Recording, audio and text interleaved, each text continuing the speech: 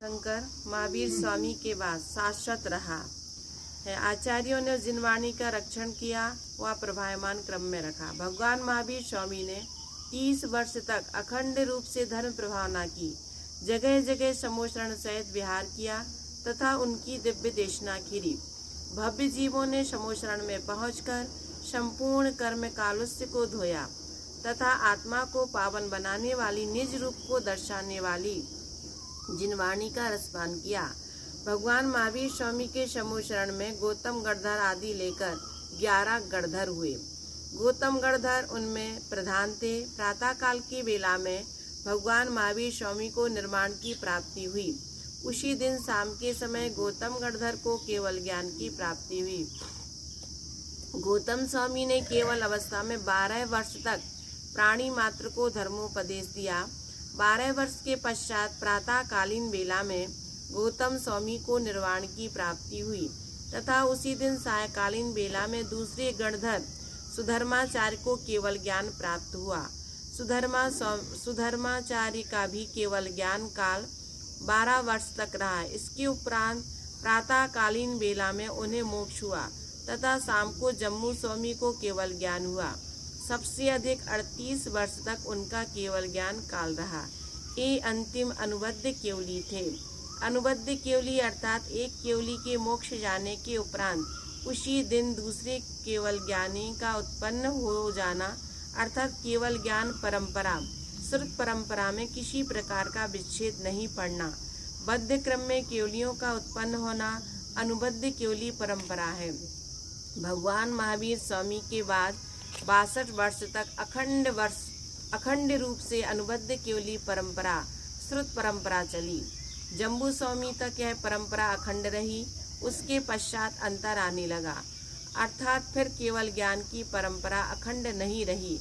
अन्य स्थानों पर भी केवल ज्ञानी हुए व उनकी दिव्य देशना खिरी।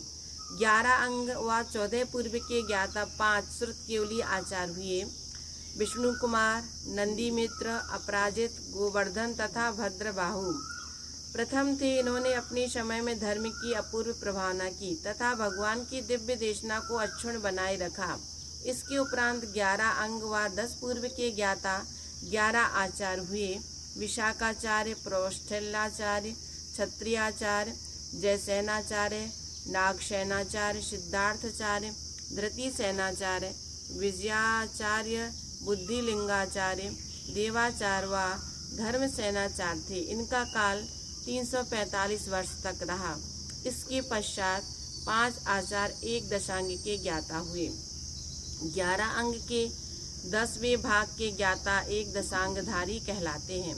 वे नक्षत्राचार्य, जयपालाचार्य, पांडवाचार्य, ध्रुवसेनाचार्य व कंसाचार्य थे। इनका काल 668 वर्ष तक रहा। इसके बाद सुभद्राचार्य हुए जो कि 11 अंग के ज्ञाता थे। इनका काल 6 वर्ष तक रहा। इसके बाद यशोभद्राचार्य हुए जो कि 10 अंग के ज्ञाता थे तथा 18 वर्ष तक इनका काल रहा। इसके बाद भद्रबाहु आचार्य हुए जो 9 अंग के ज्ञाता थे। इनका काल 23 वर्ष तक रहा। ये वे ही भद्रबाहु महाराज थे जिन्हें कुंद आचार्य महाराज ने नमस्कार किया है। इसके बाद लोहाचार्य हुए जो कि 8 अंग के ज्ञाता थे। इनका काल 50 वर्ष तक रहा। इसके बाद विनय दत्ताचार्य हुए जो कि 1 अंग के ज्ञाता थे। उनका श्रुतकाल 20 वर्ष तक रहा।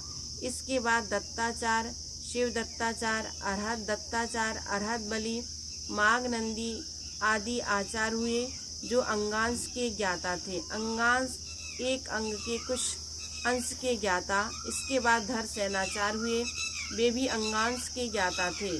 उनका श्रुतकाल 19 वर्ष तक रहा।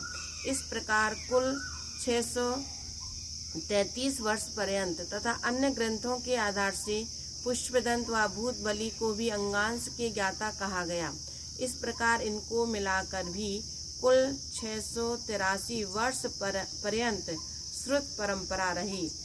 इस समय तक शास्त्रों को लिखा नहीं जाता था।